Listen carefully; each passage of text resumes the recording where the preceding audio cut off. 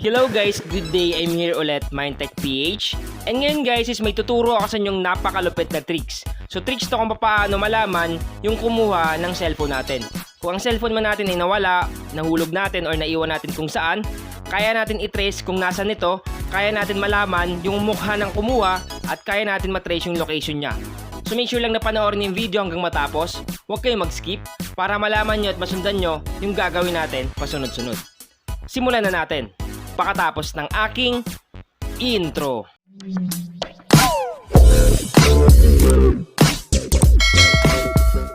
So yan guys, bago tayo magsimula sa mga bagong pasok sa aking channel, ako nga po pala si Mindtech PH. Gumagawa ko ng content regarding sa APN, pampabilis at pampalakas ng internet connection at nag-update din ako tungkol sa mga tricks and tips. So kung gusto niyo yung content ko, don't forget to click subscribe button sa baba ng video na to at i-click mo na rin yung notification bell para lagi kayong updated sa mga bago kong uploads. So magsimula na tayo.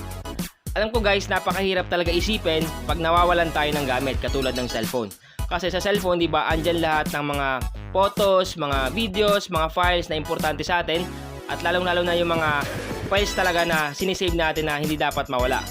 Kaya nilalagay natin sa cellphone kasi yung cellphone kasi halos araw-araw natin talaga hawak yan. Kasi nga nakasanayan na ng mga tao na laging cellphone yung hawak. So ngayon guys, paano natin malalaman kung ang cellphone natin is nawala natin, nahulog or naiwan natin sa lugar na hindi natin alam kung saan? Paano natin malalock yung mga application na importante doon? Paano natin malaman yung mukha ng nakakuha or gumamit or nag-try na i-open yung cellphone mo? So dito sa tricks na to guys, makakatulong to ng malaki lalong-lalo na sa mga nag-iingat na baka mawala yung cellphone nila, iniisip nila paano kaya kung mawala yung cellphone ko, paano ko mahanap ulit or paano ko ma-recover. Ngayon guys, may tuturo ako sa inyong napakalupit na tricks na talagang makakatulong. So unang gawin natin guys, punta tayo sa Play Store. Click natin yung Play Store. Then i-search natin to guys sa Play Store. Punta kayo sa search engine ng Play Store, i-search niyo yung Track It Even If It Is of Anti-Theft SOS Family. So medyo mahaba siya guys, pero okay lang. Ang importante guys, tama yung pagkakalagay nyo. So guys, meron na siyang 500k plus download. So halos 500,000 na yung download sa kanya.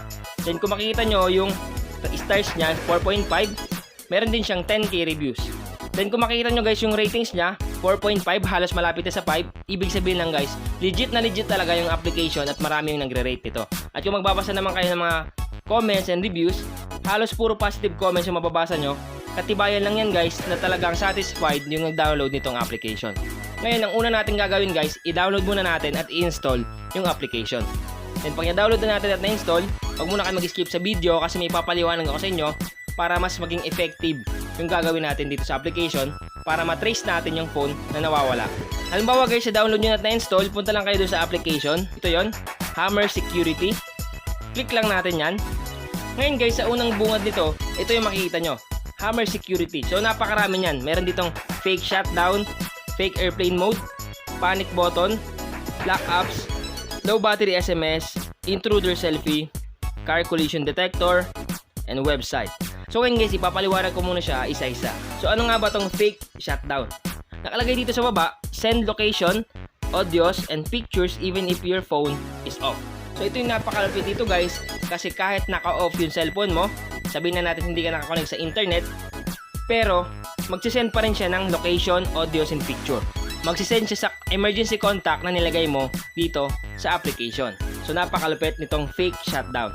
Then sunod, fake airplane mode. So nakalagay din dito, stop criminals from enabling airplane mode. Kasi di ba, alam ba, nakuha yung cellphone nyo, minsan nga in-off, di ba, yung nakakuha, o kaya minsan in airplane mode para hindi matawagan. Halimbawa yung nakakuha ng cellphone mo is in airplane mode niya, hindi niya ma-airplane mode yung cellphone na nakuha sa'yo. Kasi nga, fake airplane mode yung nakaset dito.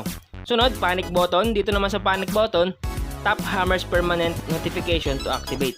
Sunod, lock apps. Dito naman sa lock apps, nakalagay, protect your apps with a PIN and an emergency PIN. Sa lock apps guys, pwede mo lagyan ng mga PIN or password, yung mga application para hindi ma-open yung mismong nakakuha ng cellphone. Sunod, low battery SMS. Nakalagay dito, notify when you are about to run out of battery. So halimbawa, malolobat na yung cellphone mo na nawala. Automatic, magsisend yan ng SMS na malolobat yung cellphone mo. At least aware ka na yung nawalang cellphone mo is malolobat na. Sunod guys, ito yung pinaka gusto ko sa lahat guys, intruder selfie. So ano nga ba tong intruder selfie? Nakalagay dito, if someone tries to unlock your phone 5 times, ngayon, magsisend ng selfie yung cellphone mismo sa email na ilalagay natin dito sa intruder. Halimbawa ganito guys, di ba nawala yung cellphone natin? Siyempre, laging itatry ng nakakuha na ma-open yung cellphone. Siyempre may password dyan, may mga pattern, unlock screen. Ngayon, magta-try yan. Sabi dito, pag 5 beses na mali yung password, automatic, magta-take ng picture yung cellphone sa mismong gumagamit. So, ibig sabihin, yung nakakuha, mapipicturean yung muka. Then, isisend dun sa email na ilalagay natin dito sa application. Yun ang napakalupit dun guys. Dun pa lang, makikita mo na yung muka ng nakakuha. At least, hindi ka na mahirapan na hanapin siya kasi nga, may ideya ka na kung ano yung itsura ng kumuha. Sunod, car collision detector. Dito naman sa car collision detector, sends location to your emergency contacts. So, halimbawa, in case na may mga accident sa kotse, automatic magsisend yung application na to dun sa emergency contact na nilagay natin dito sa application. Dito naman sa website, remote access to your phone location, camera, microphone, and much more. Guys, pwede nyo to i-on lahat para mas secured talaga yung phone nyo. Kung halimbawa yung phone nyo, mawala man na hindi natin sinasadya o hindi natin kagustuhan na naiwan natin sa lugar na hindi natin alam kung saan natin nalapag minsan. Kasi ganun tayo minsan hindi natin naalala kung saan natin nahulog. Pwede mo siya i-on lahat. Pero para sa akin, ang itatry natin dito muna is intruder selfie. Kasi ito talaga yung pinakagusto ko dito. Magsisend talaga ng picture kung sino nakakuha. So subukan natin guys para makita nyo. Dito sa intruder selfie, i-on natin yan. So click natin to. So yan, lalabas yan. Hammer, nakalagay search for more hammer and turn on. Tap natin. So hanapin natin yung application na hammer. Ito yon. Pangalawa, click natin. Then use hammer. Click natin yung on. Then click lang natin yung allow. Pag na-allow na natin guys, back lang natin. Mag-a-appear ulit yan guys. Tap lang natin ulit. Pag na-tap na natin, hanapin natin yung hammer. Yan. I-allow notification access natin. So i-on lang natin. Then click allow. Then guys, ito yung lalabas. Nakalagay activate device admin app. So i-click lang natin activate this device admin app. Pag na-click na natin yan, antayin lang natin. May lalabas ulit dyan. Nakalagay allow hammer to take pictures and record video. Piliin natin yung while using the app. Tap natin yan. Then sa location, tap lang natin yung while using the app ulit. Same lang. Click ulit natin yung while using the app. Then click allow. Then allow ulit. Halos guys, puro allow lang yung pipindutin natin dito. Basta sundan nyo yung step ko, makukuha nyo rin yan. Click ulit yung allow. Sa baba may makikita kayong arrow. Tap natin yan. Then pag na-tap na natin, balik tayo dun sa intruder selfie. So click natin tong intruder selfie dito para ma-on siya. Click natin ulit. At ilagay natin dito yung email or Gmail or kahit anong email yan, Yahoo Mail, Gmail. Basta ikaw lang yung nakakaalam ng email. Okay? So ilagay mo yung email mo dyan para dyan isesend yung picture ng kumuha ng cellphone kung sakaling mawala man or kung sino yung makapulot ng cellphone mo. Then halimbawa nalagay nyo na, click nyo lang yung submit. Then pag nasubmit na natin guys, i-click ulit natin yung intruder selfie. I-on ulit natin. Pinutin natin ulit. Then automatic naka-on na. So ngayon guys, susubukan natin. Kung makikita nyo dito nakalagay, if someone tries to unlock your phone 5 times. So mas matagal yung 5 times, 5 trial yon. Gawin lang natin siguro mga 2 times para sigurado na mahuli natin yung kumuha. Makikita natin yung mukha niya. I-click lang natin yung settings. Then dito, hanapin nyo sa baba yung intruder attempts. Ito yon, intruder attempts. I-click natin yan. Then palitan natin ng 2. Pag namali yung paglagay niya ng pattern or code or password sa cellphone mo, 2 beses lang mamali siya, automatic mapipicturean yung mukha niya at magsisend dun sa email na nilagay natin. So yan guys, i-screen off ko siya. Then pag in-screen off ko, open ko ulit. So yan. Ngayon, mamaliin natin yung password niya. So yan, nakadalawa na tayong mali. Ngayon guys, titingnan natin kung magsisend nga ba talaga ng picture ng mismong nag-type dun sa email na nilagay natin kanina. Susunod natin gagawin is punta tayo dun sa Gmail natin. Kung ano yung nilagay natin dun sa application na Gmail, dun tayo pumunta. So, punta muna ako sa Gmail ko. And dito nyo makikita yung picture ng kumuha. Okay? So, nakalagay dyan, do not reply. So, kumbaga, email lang yan na isi-send sa'yo para makita mo kung sino yung kumuha ng cellphone mo. So, click natin.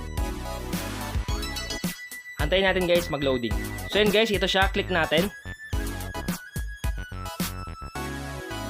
Wait natin guys mag-open. So ang pangit ng pagkakakuha ng picture, parang alien. Pero at least ang importante, totoo yung sinabi ko na magpipicture talaga yung mismong cellphone nyo kung sino yung nakakuha or nagtatype ng maling password. So ayan, makikita nyo yung picture ko.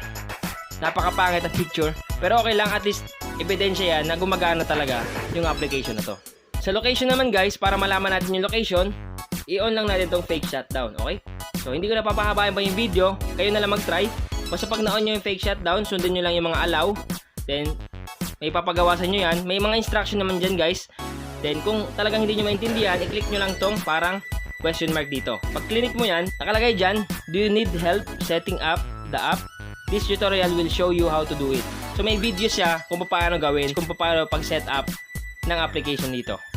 So sana guys, nakatulong tong vlog ko ngayon at kahit paano is may ideya na kayo kung paano malaman kung sakaling mawala yung phone nyo, sakaling ma-misplace nyo, malalaman nyo kung sino yung nagtangkang magbukas kasi makikita yung mukha niya. So sana guys, nakatulong tong vlog ko ngayon. Once again naman, MindTechPH, thank you and God bless all. So yun guys, special shoutout muna tayo. Shoutout nga pala kay Charles Andre Pesueña, Justin Sardivillar, Win Thunder, Lance Christopher Miranda, Pancho Vlog, Justin Clark Villagracia. Shoutout sa lahat. Shoutout sa lahat ng solid supporters at bashers.